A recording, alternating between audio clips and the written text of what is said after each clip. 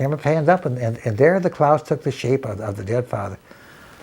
I said, oh boy. Welcome to MsMojo, and today we're counting down the uncomfortable behind-the-scenes truths of the animation industry. Well then, I'll lay it on the line for you. Number 10. Exploitation of animators. The crew from Disney and Pixar worked around the clock, sleeping on pallets, nursing those computers with duct tape and chewing gum, and the deadlines and quotas never stopped. No, you don't want to hear my thoughts. You don't want to hear my thoughts.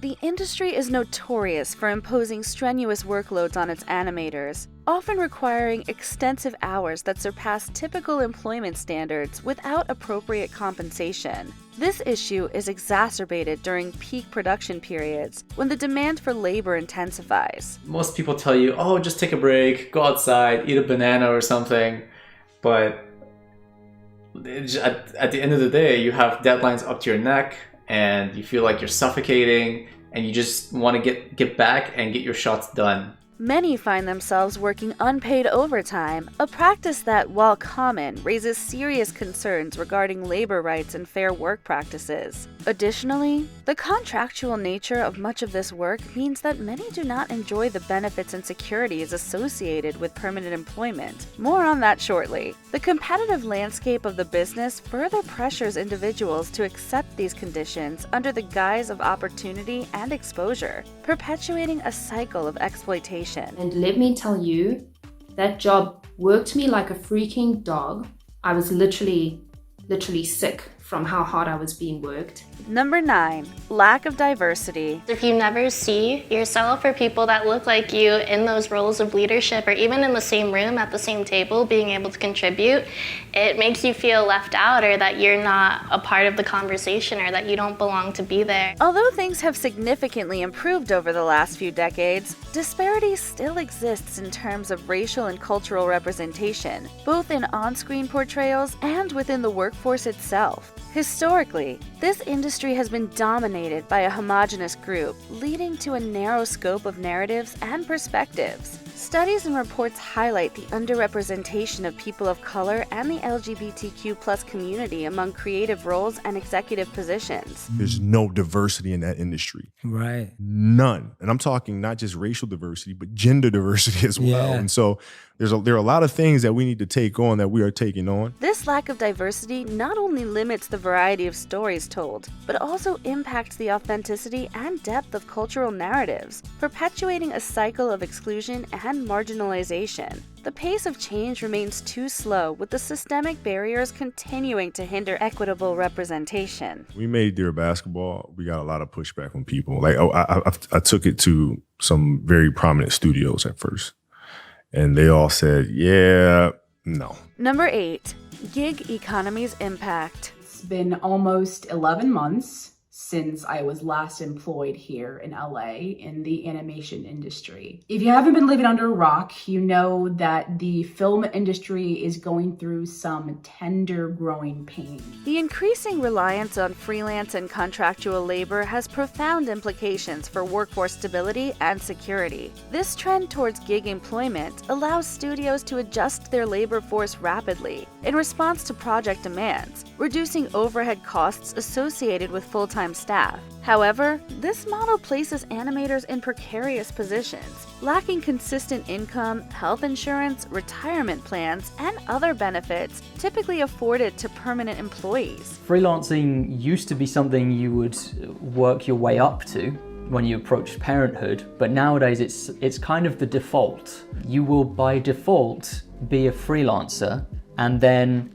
you might get the opportunity to work in-house. The volatility of gig work can lead to periods of unemployment and financial instability for many professionals. While it offers flexibility and the opportunity to work a variety of projects, the gig economy model shifts the risk from employers to individual workers, exacerbating issues of job insecurity and economic vulnerability.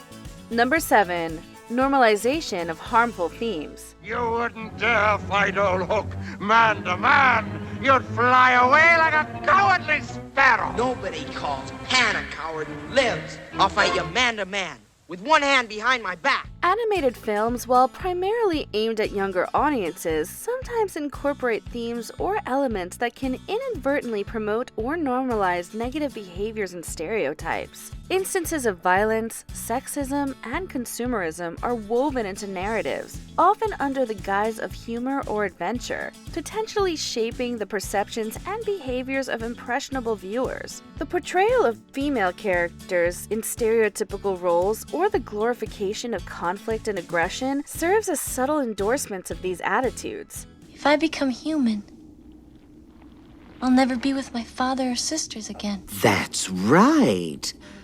But you'll have your man. Such content raises concerns about the long-term impact on children's understanding of gender roles, conflict resolution, and material values. Critics argue that repeated exposure to these themes can influence societal norms and individual behavior. This new survey finds parents say those images shape what their kids think it means to be a boy or a girl. Everything from how they look and talk, even to the kinds of jobs they aspire to. Number 6. Lack of creator control. It's someone else's vision, it's not your own vision. And sometimes the stuff that you're working on is going to be boring. It's not going to be the sort of thing you want to be working on. And you're just going to have to suck it up and work on it.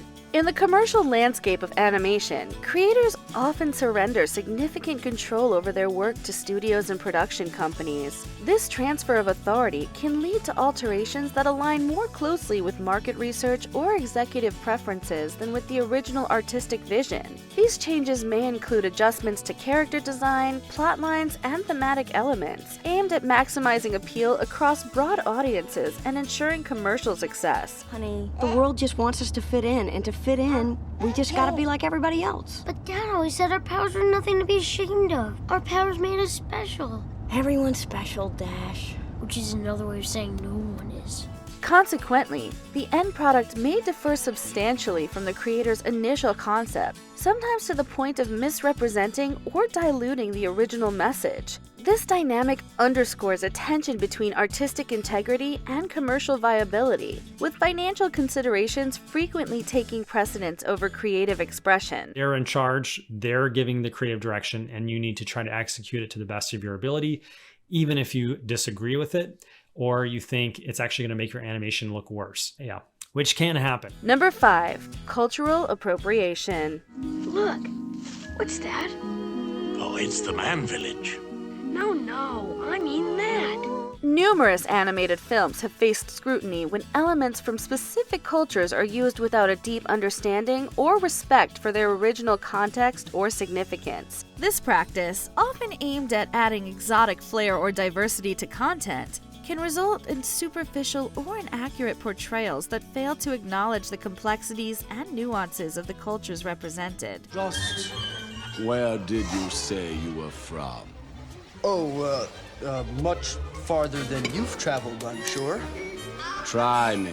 Such appropriation not only disrespects the source communities, but also perpetuates stereotypes and misinformation. It diminishes the value of cultural symbols and traditions by reducing them to mere aesthetic or narrative devices. Moreover, it sidelines creators from those cultures who are better positioned to tell their stories authentically and thoughtfully. The challenge for the business is to move beyond tokenism to genuine inclusivity. Ready to change the world? So ready. Number 4. Corporate interests. Everybody out there, you take care of yours, and me, I'll take care of mine. Shake that bottom line. Particularly within large studios, the creation of animated movies is heavily influenced by corporate priorities and profit motives. The influence often dictates the type of projects greenlit for production, favoring those with high commercial potential over artistic or innovative endeavors. As a result, storytelling and creative decisions can be compromised to adhere to formulas known to attract broad audiences and generate merchandise sales. All the thingamabobs in this entire world. I never thought I'd get to wear a real... what's it called again? Oh yeah, shirt. Corporate interests may also drive studios to make safe, non-controversial choices, that avoid challenging themes or diverse narratives, limiting the medium's potential for social commentary and cultural reflection. The prioritization of financial over creative values not only impacts the diversity and richness of animated storytelling, but also shapes the industry's cultural output, reinforcing mainstream narratives and sidelining alternative voices and perspectives. Glorith, go back to the shadows from whence you came. Number 3. Franchises and sequels. I mean, if it doesn't groove or what I'm saying ain't straight tripping, just say, oh, no, you didn't. You know, you're getting on my last nerve. And then I'll know it's whack. The animation industry's strategy increasingly focuses on capitalizing on established franchises, sequels, and spin-offs, reflecting a cautious approach to investment in the new intellectual properties. This trend is driven by the perceived lower financial risk associated with familiar characters and stories, which are believed to guarantee a certain level of box office success and merchandise sales. Trash? No. Toys. They're all toys. Trash. While sequels and franchise entries can offer satisfying continuations of beloved stories, this over-reliance risks stifling creativity and innovation. Emerging writers and artists find fewer opportunities to introduce fresh concepts and unique narratives, as studio resources are predominantly allocated to extending and rehashing existing properties. The consequence is a more predictable and less diverse cinematic landscape, where new ideas struggle to gain traction. What do you got planned? Oh, you sure you can handle it? Come on, you know who you're talking to? Number 2. Idea theft. That's him! That's the clown we've been waiting for!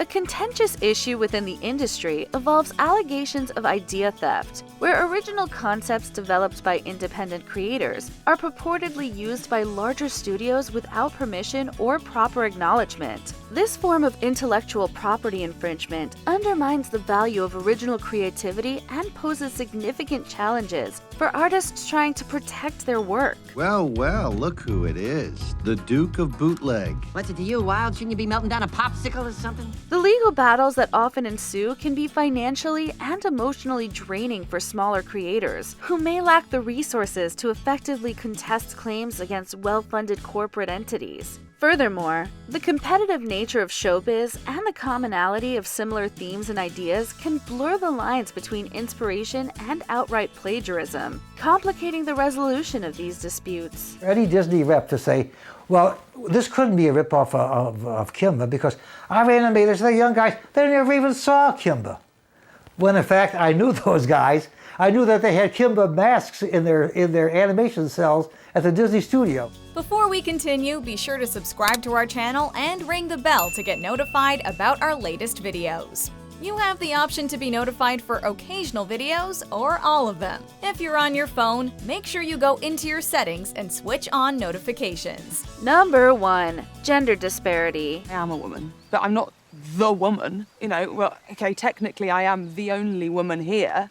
So in a sense, I am the woman, but what does that even mean? There remains a pronounced gender gap in the industry, which is particularly evident in leadership roles and creative positions. Despite making up a significant portion of the workforce and graduation rates from animation and film schools, women still remain underrepresented in directorial and senior creative roles. This imbalance not only reflects broader societal issues of inequality, but also affects the range of stories told and the perspectives presented. Universal stories, I think we're like slowly redefining what they look like and who can star in them. And we're realizing that like characters don't have to necessarily look like you for you to connect with them. The lack of diverse leadership can perpetuate a cycle where male-centric narratives continue to dominate, sidelining stories that might better represent a wider array of experiences and viewpoints. Efforts to address this disparity have included mentorship programs, diversity initiatives, and advocacy for equitable hiring practices. Yet, significant progress is needed to achieve true parity. That we be free to write our own story.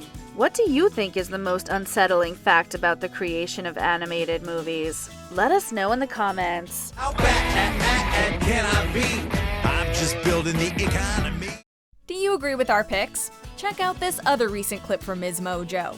And be sure to subscribe and ring the bell to be notified about our latest videos.